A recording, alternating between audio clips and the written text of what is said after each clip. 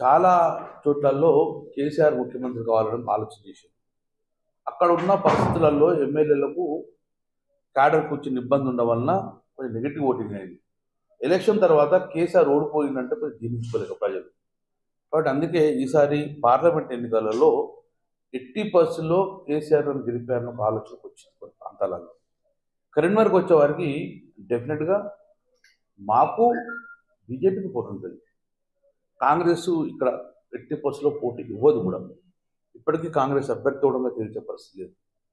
కాబట్టి 100% కరీంనగర్ పార్లమెంట్కి వచ్చేవారికి ఒకసారి మా వినోద్ కుమార్ గారు ఉన్నప్పుడు అద్భుతమైన నిధులు తీసుకొచ్చింది కాబట్టి, తర్వాత నిధులు రాలేదు కాబట్టి మళ్ళీ నిధులు వచ్చే అవకాశం ఉన్నది. కాబట్టి వినోద్ కుమార్కు మాకు ఉంటుందని చెప్పేసి మేము మంచి స్ట్రాంగ్ పోటీస్తూ గెలిచే అవకాశం ఉంటుంది. సో కరీంనగర్లో రేపు రాబోయే రిజల్ట్ చూసుకొని బీజేపీ వర్సెస్ బీఆర్ఎస్ సీరియస్ మాట్లాడటం అవకాశాలు మాత్రం పెట్టుకోవచ్చు. అంటే ముఖ్యంగా సెంట్రల్లో బీజేపీ ఉన్నది, ఇక్కడ స్టేట్లో కాంగ్రెస్ ఉన్నది. రెండింటికి కాకుండా బీఆర్ఎస్ ఎందుకు వేయాలని చెప్పేసి ఓటర్ భావిస్తే అట్లాంటి అవకాశాలు ఉంటాయి కదా.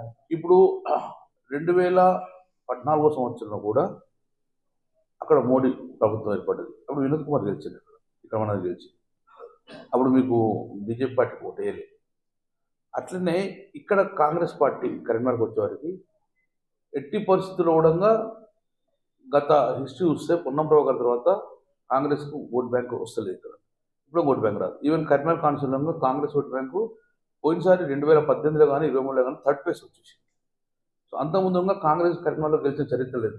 ఎంఎస్ఆర్ కూడా గెలిచింది ఎప్పుడు with the help of the TRS తోటే గెలిచింది తప్ప. కానీ కాంగ్రెస్ పార్టీ డైరెక్ట్ గెలిచింది మాత్రం నాకు తెలిసే ప్రకారము కాంగ్రెస్ పార్టీ నేరుగా ఎవరితోటి పొత్తు పెట్టుకోకుండా గెలిచింది కరీంనగర్ లేదు.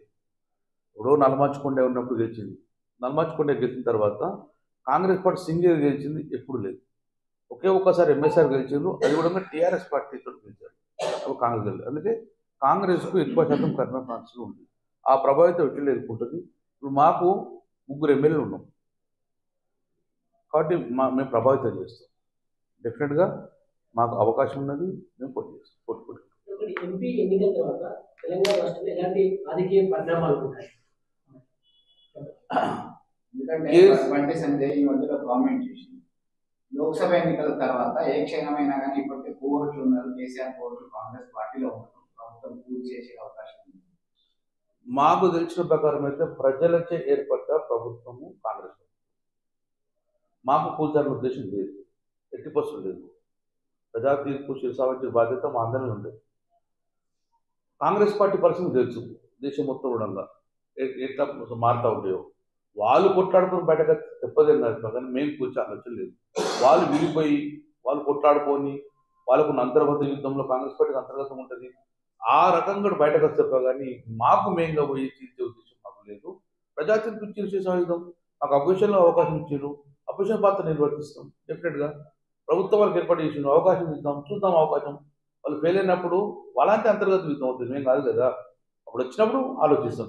ఇప్పుడు మాత్రం మాకు 80%లో వాళ్ళకి అవకాశం ఇచ్చి ప్రజలు దాన్ని శిరసావహిస్తాం.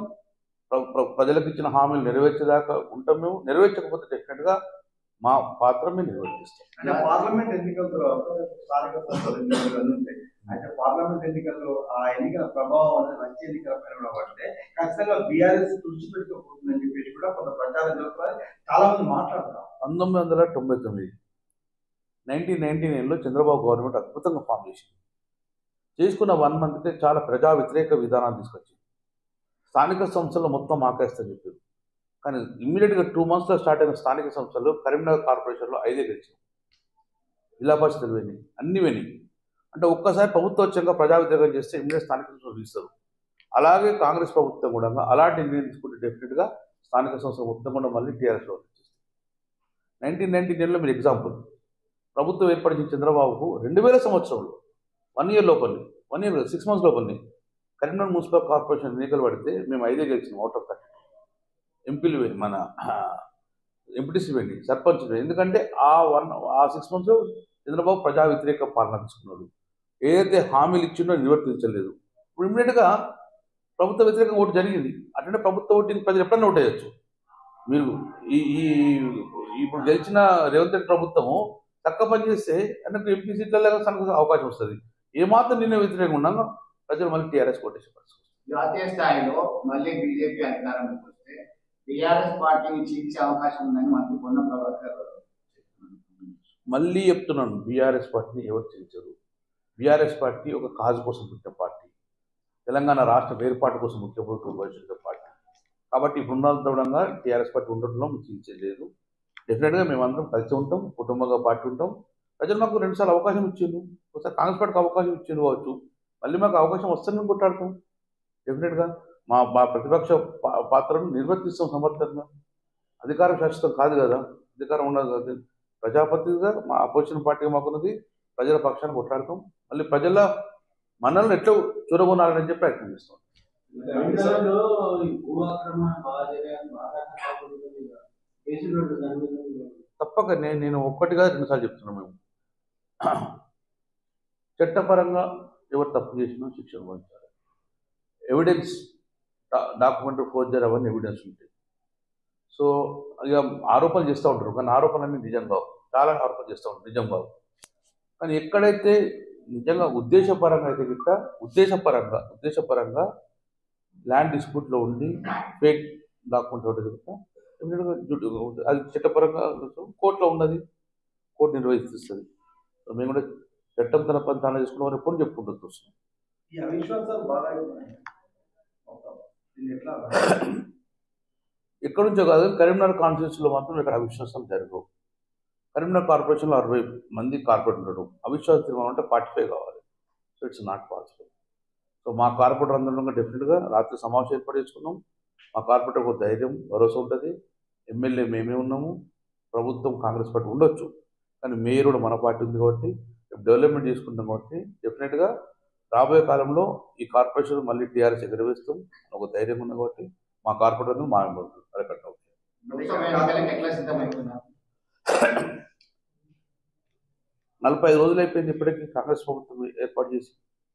డెవలప్మెంట్ ఆగిపోయింది, పెండింగ్ వర్క్స్ ఆగిపోయినాయి, ప్రజలకు అసహనం స్టార్ట్ అయిపోయింది. కాబట్టి మేము ప్రజల పక్షాన్ని ఉండాలని చెప్పేసి ఫస్ట్ కరీంనగర్ కాన్స్టిట్యూన్సీ మీటింగ్ పెట్టుకుంటున్నాం. తర్వాత పార్లమెంట్ 24వ తారీఖు నాడు పార్లమెంట్ ఎన్నికలకు సమాయత్తం కోసం సోషల్ మీడియా స్టార్ట్ చేస్తున్నాం. మా క్యాడర్ మేము సమాయత్తం చేస్తాం. క్యాడర్లలో ఒక ప్రభుత్వం పోయిందని ఒక నిరాశ ఉన్నారు, దాన్ని డెఫినెట్గా మేమందరం మనోధైర్యం ఇవ్వాలి. మేమందరం ఉన్న కుటుంబ సభ్యులుగా వాళ్ళకి ధైర్యం చెప్తాం.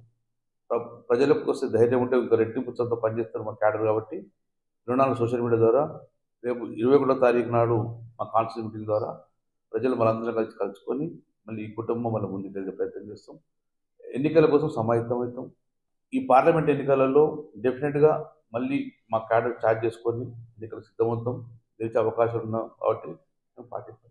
కార్పొరేటర్లు కాంగ్రెస్ పార్టీ వైపు నిలుస్తున్నారు, వాళ్ళు జంపు జిల్లాని అయ్యే అవకాశం ఉన్నది. కాబట్టి నిన్న అభద్రతా భావంతో ఈ మీటింగ్ ఏర్పాటు చేశారు. అభద్రత ఏమున్నది? నేను ఎమ్మెల్యే అయినప్పటి నుంచి మంత్రి అయినప్పటి నుంచి ప్రతి 6 నెలల కోసం సమావేశం ఏర్పాటు చేస్తాను. కార్పొరేటర్ తోటి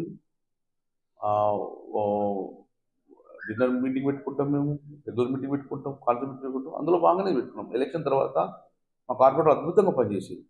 టౌన్లో 67,000 ఓట్లు వచ్చింది. ఇంత వ్యతిరేక గాలిలో కూడా హెడ్ క్వార్టర్లు అన్నీ ఓడిపోయినాయి, ఒక నేను తప్ప అందరూ ఓడిపోయింది. సో మా కార్పొరేషన్లో ఉన్న కార్పొరేటర్ కానీ మా క్యాడర్ పనిచేసి కాబట్టి 67,000 ఓట్లు వచ్చింది. కొత్త చెప్పడం మా బాధ్యత. అందరం ఏర్పాటు చేసుకున్నాం. అందరు కార్పొరేట్లు వచ్చింది. ఒకరిద్దరు రాకపోతే వాళ్ళ పర్సనల్ అవసరం ఉంటుంది, కానీ అందరు కార్పొరేట్ వచ్చింది. అందరం కూడా ఒకవైపు ఉన్నామని భావిస్తాం. వెంకటేశ్వర స్వామి బ్రహ్మోత్సవాల గతంలో రాజకీయంగా ఎక్కువ పార్టీ తరఫున నిర్వహించినట్టుంది, ఇప్పుడు మాత్రం ప్రభుత్వం తరఫున నిర్వహిస్తామంటున్నారు. దానిపైన ఏమంటారు? దేవుణ్ణి వెంకటేశ్వర స్వామి దేవుడు కలియుగ దేవుడు, దానికి రాజకీయాలు కులమొద్దు అని చెప్పి నేను ఆలోచిస్తున్నాను, కోరుకుంటున్నాడు. ఇదే పొన్నం ప్రభాకర్ బ్రహ్మోత్సవాలు చేసినప్పుడు తనలో వచ్చి స్వామి దర్శించుకొని పోయాడు. అప్పుడు ఆయన కాంగ్రెస్ పార్టీ కదా, నేను ఇప్పుడు బీఆర్ఎస్ పార్టీ కదా. సో దేవుని దగ్గర రాజకీయాలు ఉండదు. కలియుగ దైవం బ్రహ్మోత్సవాలను అందరూ చేసుకుంటారు. వందల వేల లక్షల మంది వస్తారు. ప్రభుత్వం నుంచి నిధులు చాలా తక్కువ వస్తాయి. ప్రభుత్వం డైరెక్ట్ నేరుగా నిధులు పోదు. అందులో ఉన్న 10 లక్షల కన్నా ఎక్కువ యూజ్ చేసుకోరు. భక్తులందరూ కలుసుకొని బ్రహ్మోత్సవాలు బ్రహ్మాండంగా జరుపుకుంటారు. ఒకరు వచ్చి పనిచేస్తూ ఉంటారు, ఒకరు లడ్డూలు తెప్పించుకుంటారు, ఒకరు ఉన్న భోజనాలు పెడతా ఉంటారు. అందరు కలిసి సేవ చేసుకుంటారు.